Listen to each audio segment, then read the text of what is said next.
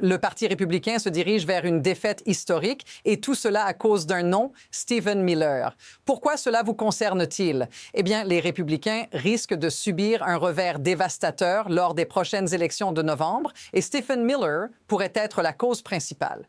Ce stratège clé derrière certaines des politiques les plus controversées est désormais la principale cible du mécontentement au sein de son propre camp. Des élections spéciales qui étaient autrefois considérées comme sûres pour les républicains basculent et les sondages prévoient une déroute en novembre. Vous vous demandez probablement comment avons-nous pu en arriver là si vite? Restez avec nous. Nous allons vous dévoiler comment la stratégie radicale de Miller et la dépendance de Trump à celle-ci poussent le Parti républicain au bord du gouffre. Regardez bien, ce n'est pas qu'une simple défaite en cours de route. C'est un changement radical qui pourrait redéfinir l'avenir du Parti républicain. Et cela commence avec un homme, Stephen Miller. Depuis des années, cet architecte de la politique migratoire de Trump a imposé des stratégies de plus en plus extrêmes, mais aujourd'hui, elles se retournent contre lui. Pourquoi maintenant? Parce qu'une série de défaites retentissantes dans des élections cruciales, y compris un revers majeur au Texas, met en lumière l'échec de sa vision. Les électeurs réagissent et ce que l'on croyait invincible est en train de s'effondrer. Alors, quelle est la véritable raison de ce fiasco? Ce n'est pas juste une question de politique, c'est une question de confiance. Est-ce que Miller, avec ses idées extrêmes, peut vraiment continuer à diriger la stratégie du Parti républicain? C'est simple, la stratégie de Miller n'a pas seulement échoué, elle a empiré la situation. Et voici la preuve. Après un revers humiliant dans les élections spéciales au Texas, plusieurs républicains se sont retournés contre lui, mettant en cause sa méthode radicale. Il a ruiné nos chances, a affirmé un républicain influent après la défaite. Stephen Miller, connu pour ses discours enflammés à la télévision, pousse Trump à adopter des politiques de plus en plus extrêmes. Mais là où les électeurs commencent à s'inquiéter, c'est dans les résultats. Notissez ce qui manque ici. Ce n'est pas seulement la politique de déportation, c'est la manière dont Miller a manipulé les coulisses, pressant Trump à adopter des décisions sans tenir compte des conséquences réelles. Et pourtant, cette stratégie continue de diviser le parti. Mais pourquoi cela ne marche-t-il pas? La situation ne cesse de s'aggraver. Après ces défaites électorales, la pression monte. Stephen Miller, loin d'être un simple conseiller en politique migratoire, est devenu l'un des architectes d'une stratégie qui fragilise totalement le Parti républicain. Vous vous rappelez de l'effondrement en 2018, quand le Parti républicain a perdu 41 sièges à la Chambre des représentants. Un scénario similaire pourrait se produire à nouveau, à une échelle encore plus grande. Miller, avec ses politiques radicales de déportation, a déjà démontré sa capacité à envenimer les débats. La question qui se pose maintenant, c'est: à quel point est-il prêt à aller trop loin? Et à quel point son influence peut-elle détruire tout ce qu'il reste du Parti républicain? Et voici le plus perturbant, ce n'est pas un incident isolé. C'est un signe d'une tendance plus large, une montée en puissance de l'extrémisme qui, si elle continue, pourrait transformer le paysage politique américain pour de bon. Mais ce n'est pas tout. Les républicains eux-mêmes commencent à remettre en question la stratégie de Miller de manière plus forte que jamais.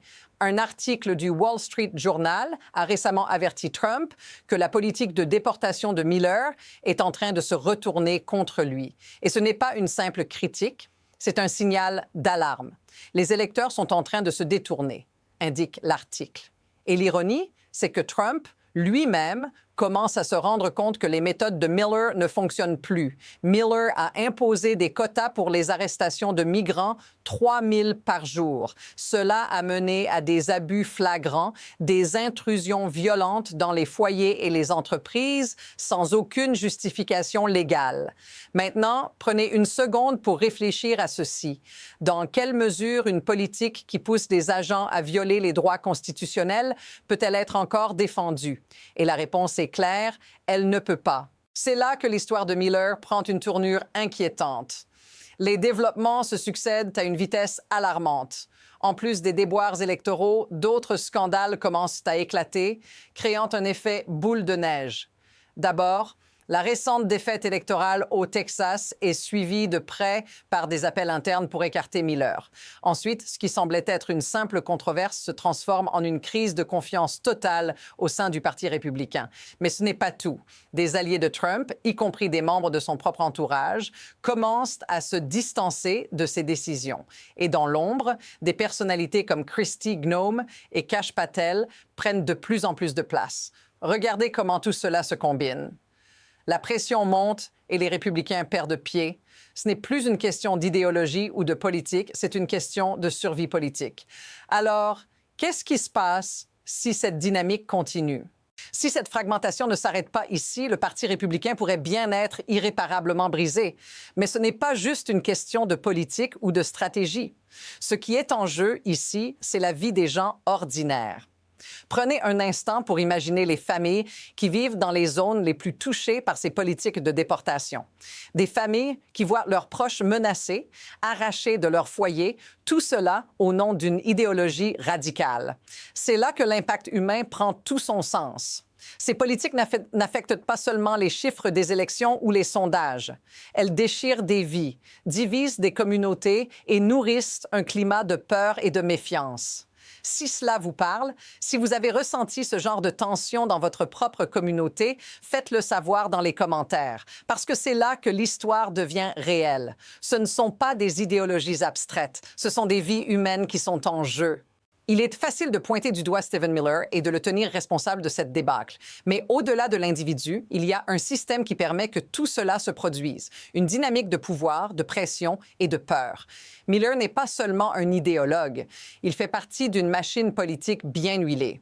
Un système qui mise sur la division et le chaos pour maintenir une forme de contrôle. Trump, Miller et ceux qui l'entourent exploitent cette mécanique. Créer des crises pour pouvoir y répondre. C'est une tactique qui fonctionne à court terme, mais qui laisse derrière elle des cicatrices profondes. Ce qui est encore plus inquiétant, c'est cette tendance à utiliser les médias comme une arme. Regardez comment le Wall Street Journal, autrefois allié de Trump, commence à s'en prendre à lui.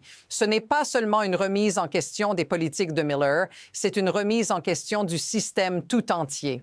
Et ça, c'est un signe que tout est en train de s'effondrer. À ce stade, il y a deux chemins possibles. Le premier, un renversement rapide.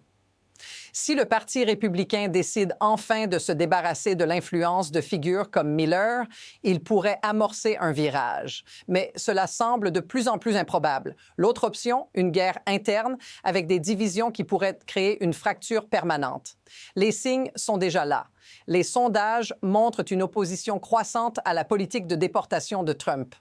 La question devient, est-ce que Trump prendra les mesures nécessaires pour se distancer de Miller et de ses stratégies radicales, ou est-ce que cette approche chaotique va continuer à définir le Parti républicain? L'incertitude est énorme. Ce qui est clair, c'est que tout cela ne peut pas durer éternellement. Le moment où le Parti républicain devra faire face à une décision fatidique approche rapidement. Et cette décision pourrait bien tout changer. Voici la vérité. Ce n'est pas seulement une bataille politique, c'est un test de survie pour un système qui est en train de se fissurer sous la pression de ses propres extrémismes. Stephen Miller et ceux qui l'entourent ont plongé le Parti républicain dans une spirale qu'il ne pourra pas contrôler éternellement. La question qui se pose maintenant, c'est comment tout cela va-t-il finir? Cette défaite sera-t-elle un tournant décisif ou bien le début de l'implosion totale? Ce qui est certain, c'est que les prochains mois seront cruciaux. Et pour bien comprendre ce qui se passe, il faut suivre de près chaque mouvement, chaque retournement.